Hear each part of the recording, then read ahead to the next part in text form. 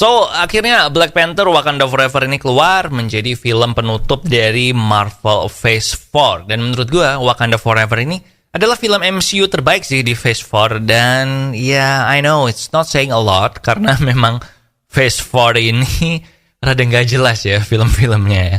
Tapi yang jelas Wakanda Forever ini masuk ke jajaran film yang di MCU itu gue bilang termasuk bagus lah. Sinematografinya better than expected, terus angle-angle syutingnya juga bagus, special effect-nya juga bagus. Ada sih satu adegan yang special effect-nya itu rada-rada sus gitu kan, rada-rada gimana ya, kayak gitu kan. Cuman ini menurut gua nggak sejelek special effect di film di film Black Panther yang pertama sih, yang waktu berantem yang terakhir, si Killmonger sama Black Panther itu kan video game banget ya, kayak nonton video game gitu, bukan nonton film orang. Nah, action scene-nya Wakanda Forever ini juga so much better daripada yang pertama. Masih kelihatan kan waktu adegan malam. Kalau yang pertama kan waktu malam tuh nggak kelihatan tuh berantemnya gimana. Nah, ini walaupun adegan malam juga masih kelihatan nih orang-orangnya itu pada ngapain. Dan final battle-nya juga surprisingly menurut gue lumayan brutal ya untuk ukuran MCU. Dan bahkan ada satu adegan berantem, mungkin ini spoiler dikit tapi enggak. Ada satu adegan berantem di jembatan yang menurut gue intens banget. Dan saking intensnya tuh sampai bikin gue muncul perasaan kayak, wah ini jangan-jangan bakal ada yang mati nih, karakter penting yang di sini. Dan overall walaupun actionnya di film ini keren, tapi nggak banyak sih adegan actionnya itu. Dan sekarang kita masuk ke kekurangan dari film ini. Yang pertama, buat gue yang berasa banget adalah, gue bilang filmnya kelamaan sih. Ini film 2 jam 40 menit, tapi buat gue ini berasa kayak 3 jam. Nah, gue tuh sebenarnya termasuk orang yang nggak apa-apa ya kalau ada film yang durasinya lama, pacingnya juga rada slow, karena ini pacingnya slow juga kan. Nah, pacingnya rada slow itu gue nggak apa-apa selama filmnya itu bisa memanfaatkan dengan baik nih durasi sama pacingnya yang slow ini gitu. Nah, tapi di Wakanda Forever ini ada banyak banget adegan-adegan di mana karakter-karakter ini tuh ngomong sesuatu yang dia udah ngomong nih di adegan sebelumnya, walaupun nama karakter lain, tapi kita sebagai audiens tuh udah tahu gitu loh informasi yang dia sampaikan, kayak diulang-ulang gitu. Dan ada juga banyak adegan itu loh, CIA si pemerintah, si this guy ini si gue nggak tahu namanya siapa, tapi yang jadi Hobbit, si Martin Freeman ini juga ada adegan dia ngomong-ngomong banyak banget yang menurut gue sebenarnya nggak gitu penting gitu, nggak pergi kemana-mana juga plotnya. Ini kayak ciri khas MCU yang pengen menunjukkan, oh ini nanti kedepannya bakal jadi ini. Ya nggak apa-apa sih kalau harus ada adegan kayak gitu, tapi ya jangan kebanyakan. Ini banyak banget dan itu tadi nggak penting. Sebenarnya bisa sederhanakan sih, bisa di-cut dikit lah. Dan untuk film yang pacingnya slow kayak gini tuh gue pikir bakal build up ke climax battle yang lama gitu kan. Act 3-nya bakalan wah lama banget, keren, epic, segala macam. Dan walau gue suka sih ya final battle-nya, pertempuran terakhirnya itu actionnya, tapi gue berasa kayak Act 3-nya film ini, final act-nya film ini tuh kayak oke gini ya. Jadi lo Act 1 sama Act 2 itu pelan-pelan nih, slow, pacingnya slow, take his time, mengenal karakter, ada waktu buat pengembangan karakter, lebih banyak ngomong daripada berantemnya. Nah yang Act 3 ini tiba-tiba jadi kayak buru-buru gitu buat final act-nya. Kayak contohnya nih waktu si Black Panther yang baru ini muncul, terus dia kan harusnya kayak ada semacam penahbisan dia Black Panther baru dan rada harus di-celebrate gitu kan. Oh Black Panther is back gitu kan. Tapi yang di ini kayak ya cuma gitu aja, tahu-tahu muncul, terus oke, Black Panther baru ini, terus ya udah yuk siap-siap untuk berantem, dan langsung ke final act, final battle, dan ada training montage yang again kayaknya bisa dipendekin sih.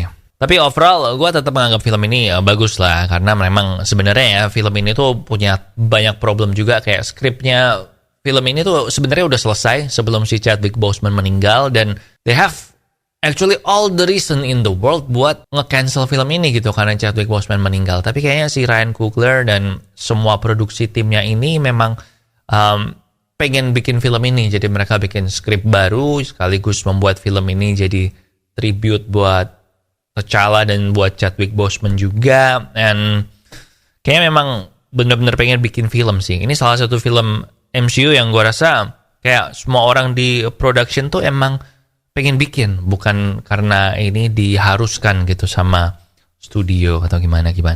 Dan kalau lihat kualitasnya film ini sebenarnya cukup mengagetkan ya. Gue cukup kaget sama kualitas film dan kualitas actingnya film ini. Soalnya karena basically tokoh utama film ini tuh adalah semua peran pembantu di film pertama kan. Dan semuanya kayak step up gitu. Dari si Shuri, kemudian Nakia, dan Okoye yang juga di film ini perannya jadi signifikan jauh lebih banyak.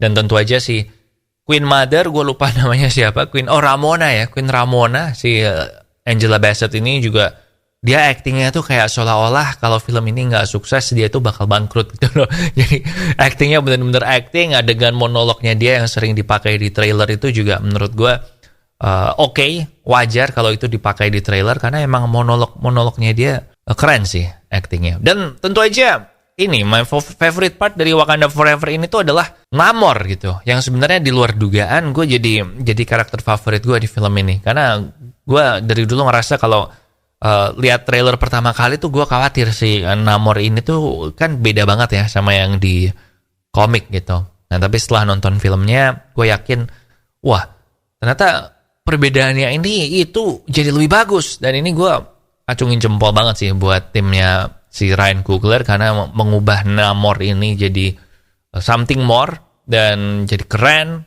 Nah, cannot wait buat kemunculan Namor lagi di selanjutnya. Dan Namor ini juga meneruskan tradisi Black Panther di mana villain-villainnya Black Panther ini termasuk best villain di MCU sih. Tentu aja selain Thanos ya, tapi udah 2 film dan semua villainnya Black Panther ini oke. Gak kayak film-film MCU yang lainnya. Dan tentu aja film ini juga nunjukin betapa kultur itu tuh juga dipengaruhi oleh pemimpinnya. Karena sebenarnya Wakanda sama Talokan itu kan mirip banget ya.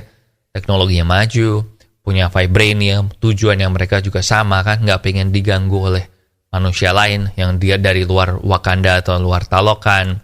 Tapi yang beda adalah pemimpinnya. Kalau si Wakanda ini pemimpinnya lebih bijak. Nah kalau si Talokan pemimpinnya benci banget nih dan pengen menguasai dunia gitu. Jadi yang membedakan di pemimpinnya, tapi secara kultur segala macam kan sebenarnya mirip. Jadi ini menunjukkan kalau memang pemimpin tuh bisa membuat suatu negara atau suatu tempat jadi kebentuk image-nya dia gitu.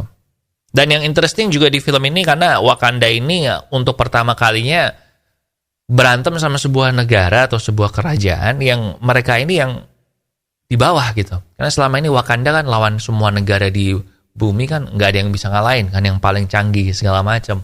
Nah di film ini mereka menghadapi lawan yang bisa dibilang lebih jago sih, yaitu si Talokan ini dibandingkan lawan-lawan yang lain. Jadi gue interesting sama itu. Nah yaudah, pokoknya best thing about the movie ini adalah Namor menurut gue, dan yang berhasil Marvel ini jago banget bisa membedakan si Namor sama si Aquaman ini. Karena walaupun di komik Namor ini lebih duluan, jadi technically Aquaman yang terinspirasi atau meniru si Namor, tapi di film kan yang keluar duluan si Aquaman. Jadi si Namor ini Marvel pinter sih sengaja diganti biar orang nggak Namor mah cuma kopi-kopiannya Aquaman, walaupun technically mereka mirip sih. Tapi again menurut gua perubahan-perubahannya bagus banget. So that's it ya, review dari Black Panther Wakanda Forever cukup baik, walaupun ada beberapa problem yang mengganggu banget ke gue. Dan ini adalah best Phase 4 movie. Jujur sih gue sebenarnya penasaran juga ya sama skrip originalnya Wakanda Forever ini gimana. Dan apakah kalau si Chadwick Boseman diganti sama aktor lain tapi T'Challanya tetap hidup, apakah bakal sebagus ini atau enggak, atau bakal lebih bagus dari ini apa enggak. Walaupun kayaknya nggak mungkin sih, soalnya tadi gue lihat gue udah bilang tadi kalau memang Wakanda Forever ini jadi semacam tribute buat T'Challa dan Chadwick Boseman kan. Pokoknya film ini temanya tentang berkabung lah.